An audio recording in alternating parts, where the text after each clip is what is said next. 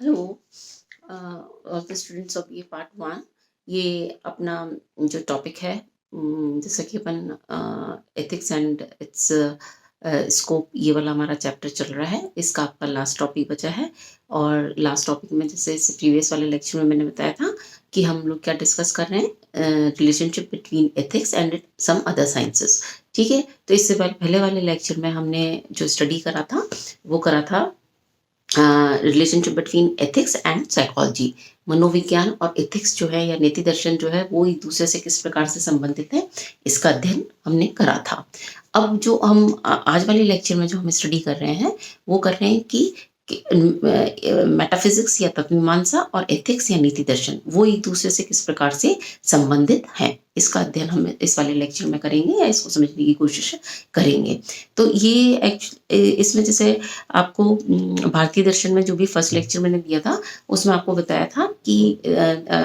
जो दर्शन है उसकी चार मुख्य शाखाएं होती हैं, है ना। तत्वमीमांसा होती है, ज्ञानमीमांसा होती है, तर्कशास्त्र होता है और नीति शास्त्र होता है। तो तत्वमीमांसा जो है वो एक काफी महत्वपूर्ण अंग इसका दर्शन का माना जाता है। तो अभी जो हम टॉपिक स्टडी, इसलिए मैं बता रही हूँ कि अभी जो हम टॉपिक स्टडी कर रहे हैं वो ये कर रहे हैं कि हम जानना चाह रहे हैं नैतिक दर्शन में और तत्वमीमांसा में हम उस संबंध को समझना चाह रहे हैं कि किस प्रकार से नीति दर्शन और तत्वमीमांसा एक दूसरे से संबंधित हैं।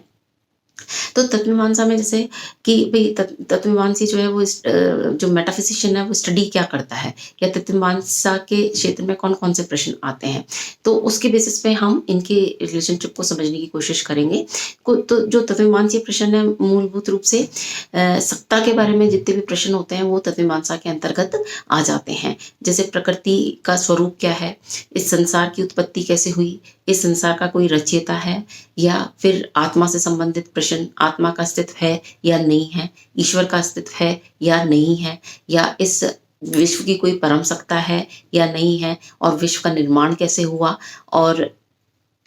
इसका स्वरूप क्या है, विश्व का स्वरूप क्या है, और मनुष्य में और विश्व में क्या कोई संबंध है तो वह क्या है। इस तरह के जो प्रश्न है वो वस्तुतः जो मेटाफिजिशियन है या जो तत्वशास्त्री है वो उसके विषय क्षेत्र में आता है ये।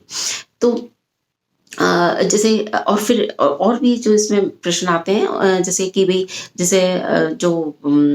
हमारी एग्जिस्टेंस है वो यहाँ पे एक क्या कोई एक आकस्मिक घटना है, या हमारी जो अस्तित्व है उसका कोई लक्ष्य है, अर्थात मनुष्य के जीवन का कोई एक लक्ष्य है इस संसार में, अथवा ये एक हमें एक एक्सीडेंटली हमारी एग्जिस्टेंस यहाँ पे आ गई है, इस तरह से हमें ज्यूम करना चाहिए। तो ये कुछ ऐसे प्रश्न हैं जो तत्वमीमांसीय प्रश्न कहलाते हैं, या मेटाफिजिशियंस जो है जो वो इनसे डील करते हैं। अब इनका जो हम यहाँ पे क्या देखना चाह रहे हैं कि भाई एथिक्स इससे कैसे रिलेटेड है। तो अब ये जो तत्वमीमांसीय प्रश्न है इनका अनेक दार्शनिकों ने अलग अलग तरीके से उत्तर दिया है, और जो उत्तर दिया है तो वो बेसिस बनता है एथिशियंस का या नीति शास्त्रियों का अपने मॉरल थ्योरीज को बिल्टअप करने का। और वो कैसे होता है कि भाई जैसे ये हमें स्पेसिफिक एग्जाम्पल से समझ में आएगा कि इन प्रश्नों का अनेक दार्शनिक अपने अलग अलग दृष्टिकोणों से उत्तर देते हैं। जैसे जो भौतिकवादी और जिस मतलब जैसे भौतिकवादी है वो अपना एक अलग दृष्टिकोण से इन प्रश्नों का उत्तर देगा, अध्यात्मवादी अलग दृष्टिकोण से उत्तर देगा, और फिर उन दृष्टिकोणों के आधार पर ही वो अपने नैतिक आदर्शों को प्रतिपादित करते हैं। फॉर एग्जाम्पल स्पेसिफिकली हम लें कि जैसे इसको लें, भौतिकवादी दृष्टिकोण को लें, तो जो भौतिकवाद है वो इस पूरे सत्ता के मूल में किसको स्वीकार करता है, जड़ तत्व को स्वीकार करता है ना, कि सत्ता का मूल तत्व क्या है, जड़ तत्व है, और सबको उससे उत्पन्न हुआ स्वीकार करता है। और इसलिए वो कहते हैं कि भाई जैसे ही व्यक्ति की मृत्यु हुई, मनुष्य की मृत्यु हुई, उसके जैसे ही शरीर का अंत हुआ उसके साथ सब कुछ समाप्त हो जाता है। और इस दृष्टिकोण के आधार पर ही, अर्थात ये जो भौतिकवादी दृष्टिकोण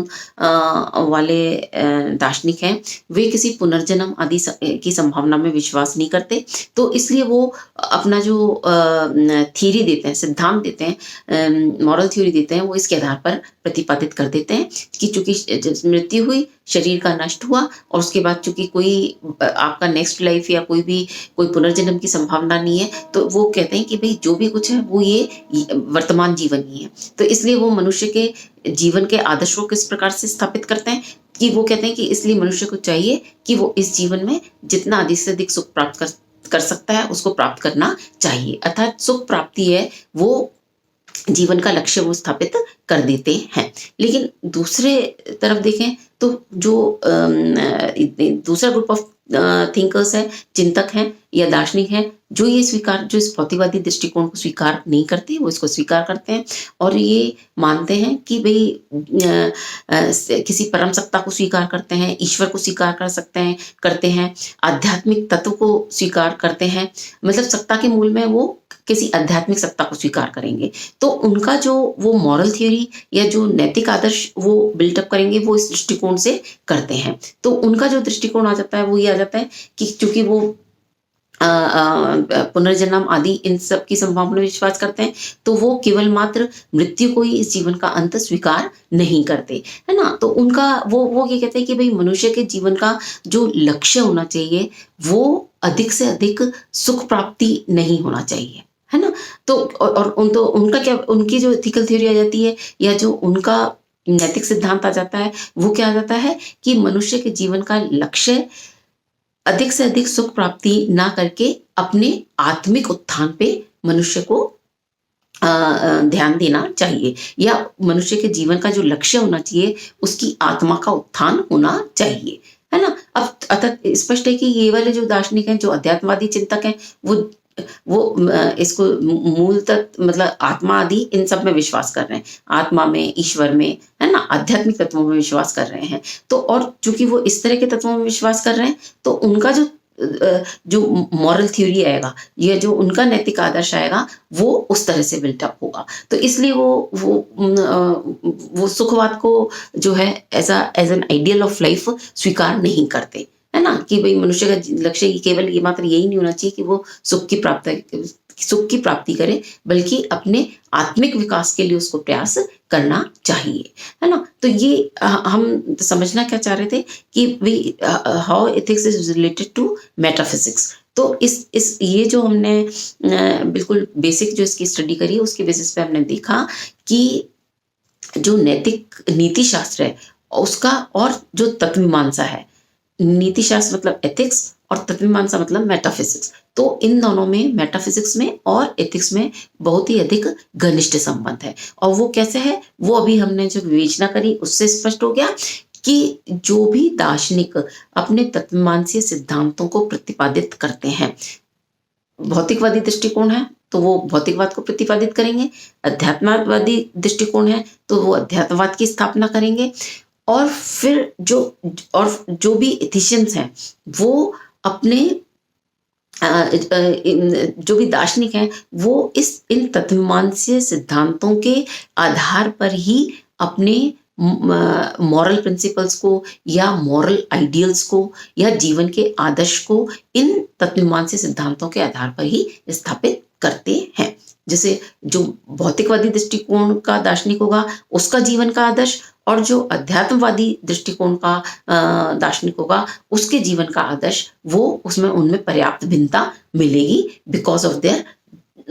डिफरेंसेस इन मेटाफिजिकल पर्सपेक्टिव्स, क्योंकि उनके जो तत्वमीमांसीय सिद्धांत होते हैं वो अलग होते हैं। तो इसलिए उनका जो जीवन के प्रति दृष्टिकोण है, जो जीवन आदर्श को वो जो स्वीकार करते हैं उनमें भी पर्याप्त भिन्नता हो जाती है। भौतिकवादी तो सुख को जीवन का लक्ष्य स्वीकार करेगा, लेकिन जो अध्यात्मवादी है वो सुख को जीवन का आदर्श स्वीकार ना करके आत्मिक उन्नति, आत्मा के उत्थान, आत्मा के विकास, इन सबको, अर्थात एक तरह से वो थोड़ा सटल लेवल पर अध्यात्मवादी चिंतक जितने भी होते हैं उनकी जो थॉट प्रोसेस होगी वो थोड़ी सटल लेवल पर क्रियारत होगी, है ना। तो ये तो जैसे स्थूल दृष्टिकोण हो जाता है, जो भौतिकवादी